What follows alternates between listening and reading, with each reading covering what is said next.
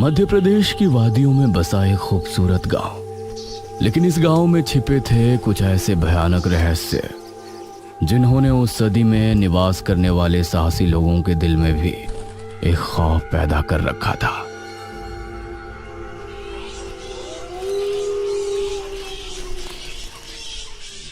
आज तो बहुत दिनों के बाद मित्रों से मिलना हो रहा है, बहुत आनंद आएगा।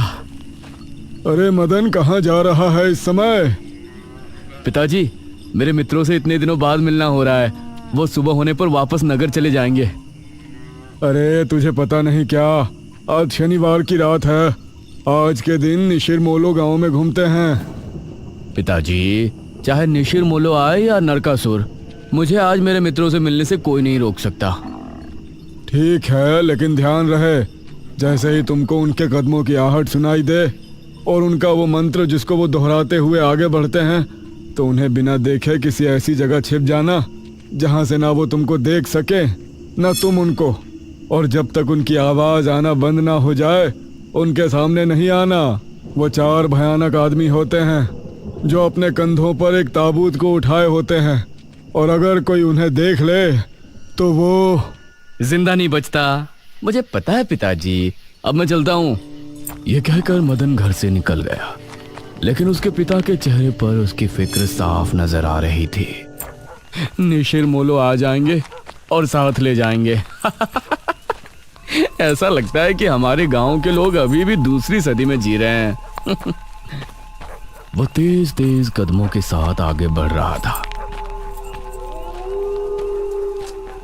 कुछ देर बाद उसे जंगल की तरफ एक पगडंडी वाला रास्ता नजर आया। यहां से जाऊंगा तो जल्दी पहुंच जाऊंगा, यहीं से आगे बढ़ता हूं। बिना ज्यादा सोचे वो जंगल के अंदर बने उस पगडंडी वाले रास्ते पर आगे बढ़ गया।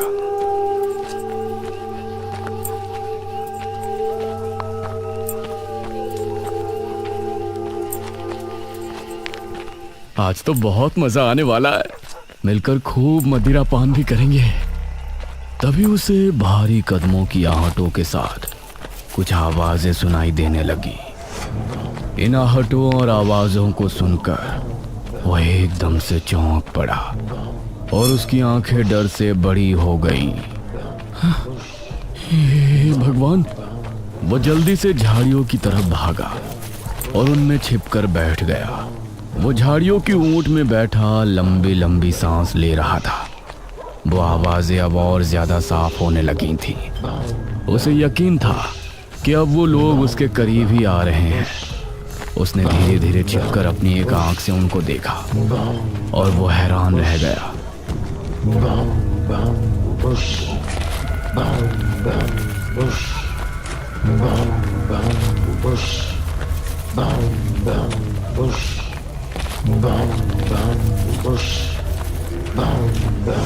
हे भगवान, मैंने इन्हें देख लिया। हाँ। मदन पूरी तरह से झाड़ियों में छिप गया और कुछ देर अपनी सांस तक रोके वहां छिपा रहा। फिर उसने धीरे से झांक कर देखा तो अब वो लोग कहीं नजर नहीं आ रहे थे। लगता है चले गए। वो वहां से निकला और दोनों तरफ देखा तो वहां कोई नजर नहीं आया। शुक्र है भगवान, उसने एक कदम बढ़ाया ही था कि तभी उसे फिर से वही आवाजें अपने ठीक पीछे से सुनाई देने लगी। उसने एक झटके से पलटकर देखा तो वो चारों ताबूत वाले शख्स ठीक उसके पीछे खड़े थे।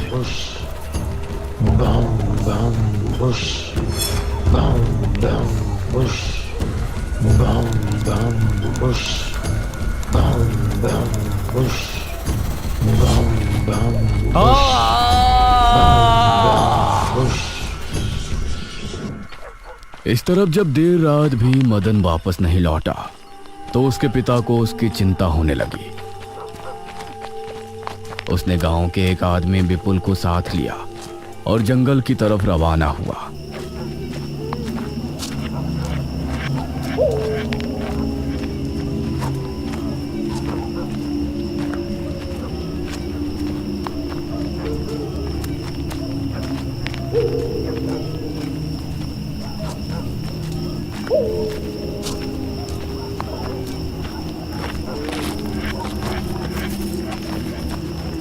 काफी देर बाद एक बरगद के पेड़ के पास जाकर उनके कदम रुक गए और आंखें खौफ से फट पड़ी।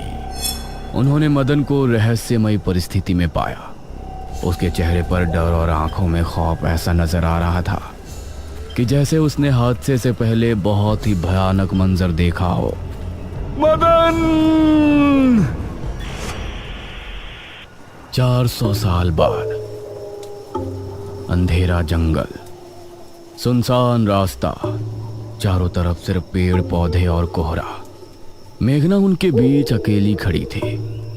कोई है क्या? यहाँ कोई है? उसने कुछ कदम आगे बढ़ाए। उसके सवाल का कोई जवाब तो उसे नहीं मिला, लेकिन कुछ टपकने की टप टप की आवाज अब उसे बराबर आ रही थी। मैं यहाँ क्या कर रही हूँ? कौन लाया है मुझे यहाँ पर? वो खुद को वहां पाकर बहुत परेशान थी।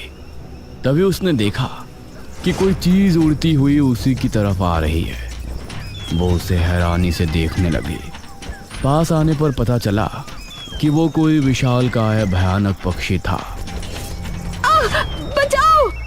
मेघना उससे बुरी तरह से डरकर भागने लगी और वो उसका पीछा कर रहा था। मेघना ने उसे पीछे पलटकर देखा तो वो उसको पकड़ने ही वाला था, लेकिन तभी मेघना एक पेड़ से टकराई। उसने देखा कि उस पेड़ से हरे रंग का पानी टपक कर नीचे गिर रहा था। मेघना उस हरे पानी को गौर से देख रही थी। तभी अरे ओ मेघना, उठ जा यार, कब तक सोएगी? मेघना आंखें मलते हुए नींद से जागी। उसने देखा कि सुबह के 9 बज चुके थे। ओह शिट, हम तो लेट हो गए। तूने मुझे उठाया क्यों नहीं? मेघना अपनी एक पार्टनर इशिता के साथ दिल्ली में रह रही थी, जहां वो एक लैब में काम किया करती थी। दोनों ने साथ नाश्ता किया और फिर तैयार होकर अपनी लैब के लिए निकल गई।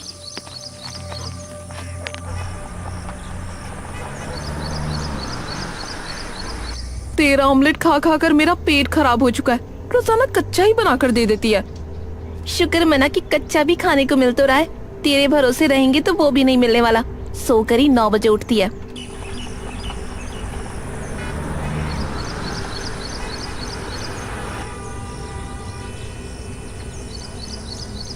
ये दोनों लैब में पहुंची और वहां जाते ही इशिता के पास प्रोफेसर जयदेव की कॉल आई। तुम दोनों ने इस बार बहुत समय ले लिया है। जो एंटीडोट बनाने का काम तुमको दिया था वो पूरा करोगे या नहीं? प्रोफेसर साहब, बस ये समझ लीजिए कि काम होने ही वाला है। आप हमें 3 दिन का समय और दीजिए। ये कहकर उसने कॉल काट दिया। तो इतने दिनों से प्रोफेसर को घुमा रही है। आखिर तू ये एंटीडोट तैयार करेगी कैसे? ये सुनकर इशिता ने एक किताब निकाली।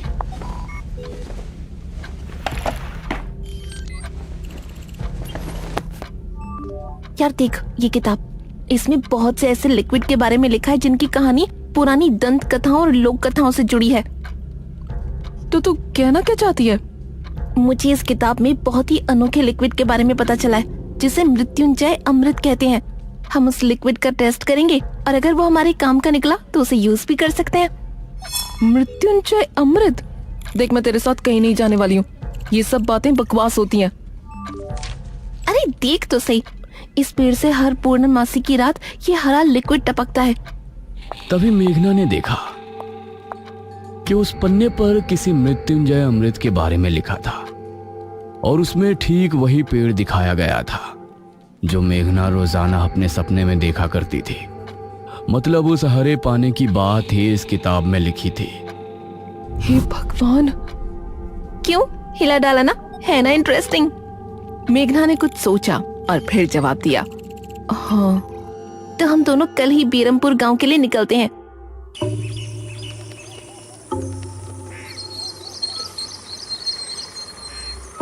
ये दोनों अगली सुबह ही बस से बेरमपुर के लिए निकल गई।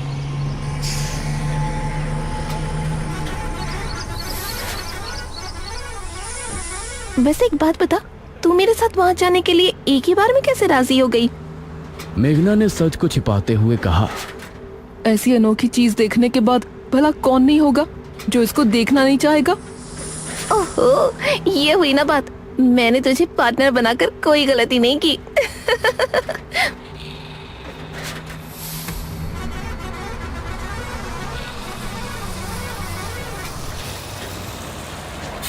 ये दोनों 5 घंटे के सफर के बाद एक जगह उतरी। इनके ठीक सामने एक बड़ा सा गेट था जिस पर नाम लिखा था बेरमपुर। इशिता और मेघना ने जैसे ही गेट के अंदर कदम रखा तो अचानक से मौसम बदला।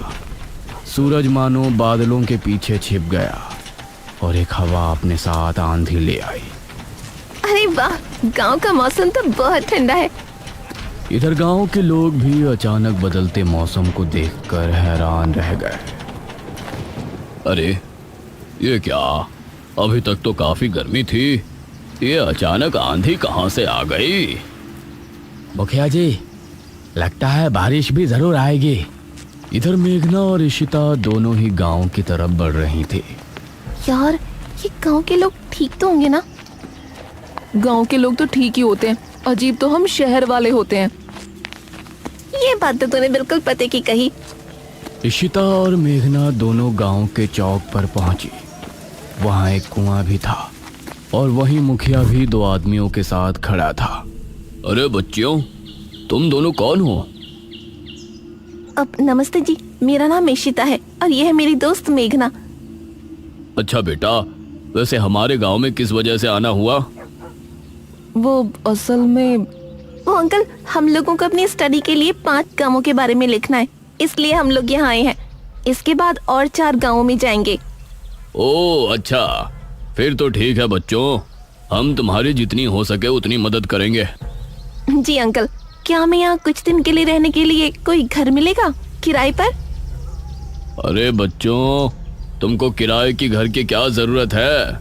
तुम दोनों जब तक चाहो मेरे ही घर में रह सकती हो। ठकुराइन वैसे भी लड़कियों से बहुत प्यार करती है।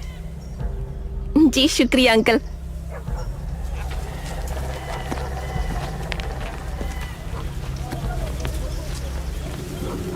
मुखिया इशिता और मेघना को अपने घर ले आया। तभी घर के मंदिर में जल रहा दीपक बुझ गया। अजी सुनती हो ठकुराइन? जी आई। ठकुराइन कमरे से बाहर आई। नमस्ते आंटी। नमस्ते बेटा। ओ जी, ये प्यारी प्यारी बच्चियां कौन है?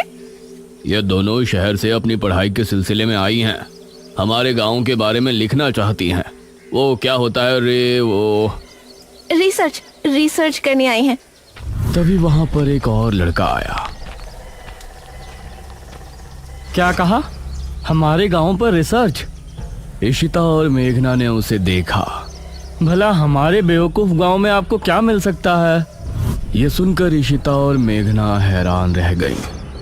चुप करो अनुज, ऐसे कोई अपने गांव में बोलता है क्या? ये मेरा बेटा है अनुज।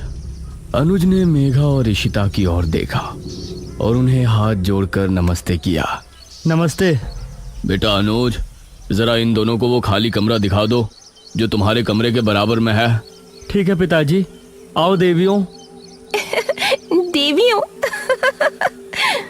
अनुज कॉरिडोर से होते हुए उनको कमरा दिखाने ले जाने लगा। इसी समय गांव के मंदिर में बैठा पुजारी भगवान की आरती कर रहा था। तभी अचानक से दिया बुझ गया। ये संकेत तो ठीक नजर नहीं आ रहे। हे प्रभु, रक्षा करना। वैसे आप लोगों को रिसर्च करने के लिए यही गांव मिला था? अरे हम लोगों को 5 गांवों के बारे में लिखना है, तो इसीलिए जो भी गांव पास दिखा चले आए। इसके बाद और किसी गांव में जाएंगे। अच्छा, वैसे यहाँ कुछ ऐसा है जो कि रहस्यमय या ऐतिहासिक हो? हाँ है ना, एक राजमहल। राजमहल यहाँ? हाँ, 400 साल पहले जो यहाँ के राजा हुआ करते थे, उनका महल। वैसे अनुज, क्या तुम हमें उस महल में लेकर चलोगे? हाँ, तुम लोग जाना चाहोगी तो जरूर। तो ठीक है, रात को जब सब सो जाएंगे तो हमें वहाँ ले चलना। यह सुनकर मेघना इशिता को हैरानी से देखने लगी। रात के समय तुम लोग मजाक तो नहीं कर रहे? नहीं, हम तो चलने को तैयार हैं। तुम्हें डर लग रहा है तो बताओ। मेरा गांव है ये, मुझे क्यों डर लगेगा?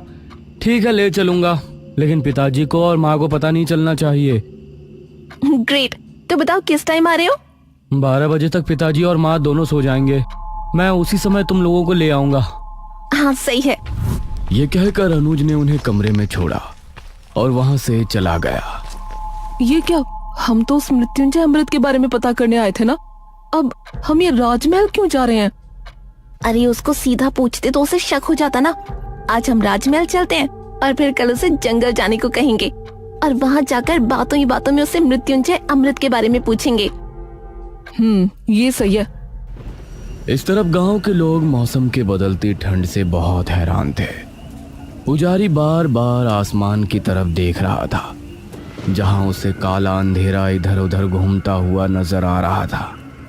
करीब 12 बजे जब मुखिया और उसकी पत्नी गहरी नींद में थे तो अनुज कमरे से निकला। अरे लगता है आ गया। इशिता ने उठकर दरवाजा खोला। हाय अनुज। तुम लोग तैयार हो? हाँ चलो, हम तो रेडी हैं। तो चलो। अनुज इनको लेकर घर से निकला और इन्होंने 2 गलियां पार कर ली थी। उफ, तुम्हारे गांव में हवा इतनी ज्यादा चलती है क्या? रोज तो नहीं चलती, लेकिन शहर की 2 लड़कियों के साथ लगता है उनके शहर का प्रदूषण भी आंधी के रूप में साथ आ गया। कुछ देर चलने के बाद ये तीनों एक बड़े से राजमहल के सामने खड़े थे, जिसे देखकर मेघना को कुछ याद आने लगा। ऐसा लगता है कि इस राजमहल को मैंने पहले कहीं देखा है। ये है राजमहल राजा सूरजभान का। वाकई में काफी आलीशान है। यह कहते हुए इशिता ने अपने कैमरे में उसकी एक फोटो ली। हमें खिड़की से अंदर जाना पड़ेगा, इसका दरवाजा सालों से जाम है। ये तीनों एक खिड़की के रास्ते राजमहल में पहुंचे और वहां की हर एक चीज मेघना को जानी पहचानी लग रही थी। इस तरफ गांव में आंधी का बहाव बढ़ने लगा था। सभी अपने अपने घरों में आराम से सो रहे थे।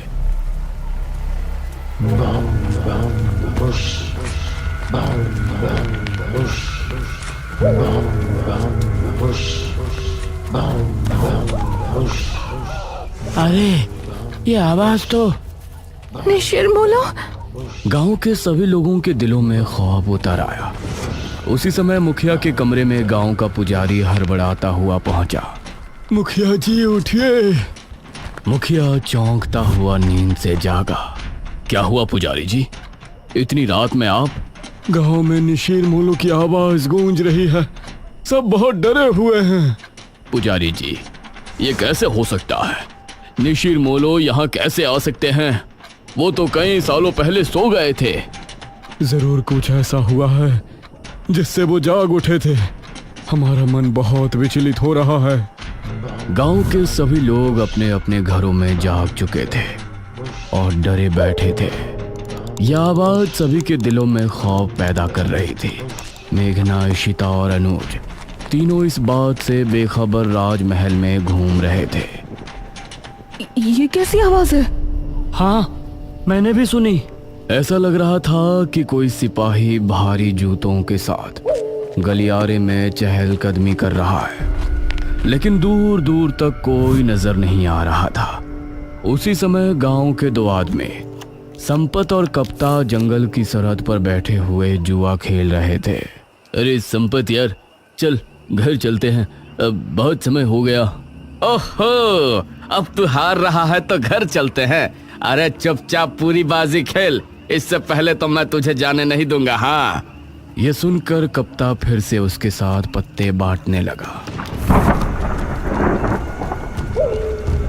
उन दोनों को यह आवाज सुनाई दी। तेज आंधी की हवाओं में उनकी आंखें बहुत मुश्किल से खुल रही थी।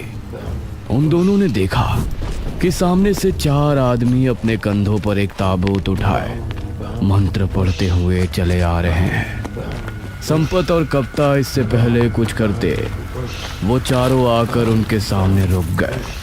हवा का रुख थोड़ा कम हुआ। वो चारों अपनी लाल चमकती आंखों से संपत और कप्ता को घूर रहे थे। इधर इशिता, मेघना और अनुज को एक दरवाजा खुलने की तेज आवाज सुनाई दी और वो चौंक पड़े। न जाने उस दरवाजे से कौन निकला, जिसको देखकर ये तीनों चौंक पड़े। वहीं संपत और कप्ता के सामने खड़े वो चारों शख्स, जो कि निशूर मोलो थे। उनके कंधों पर रखा ताबूत खुल गया और उसके खुलते ही संपत और कप्ता की चीख पूरे गांव के लोगों ने सुनी, जिसे सुनकर सभी गांव के लोग डर गए। ये किसकी चीख थी जी? निशिर मोलो, ये चीख किसी अनहोनी की संकेत थी। निशिर मोलो आखिर कौन है? क्या है मृत्युंजय अमृत? और क्या संबंध है मेघना का इन सब से? इन सभी सवालों के जवाब जानने के लिए हमारे साथ जुड़े रहिए इस कहानी के अगले भाग में भी।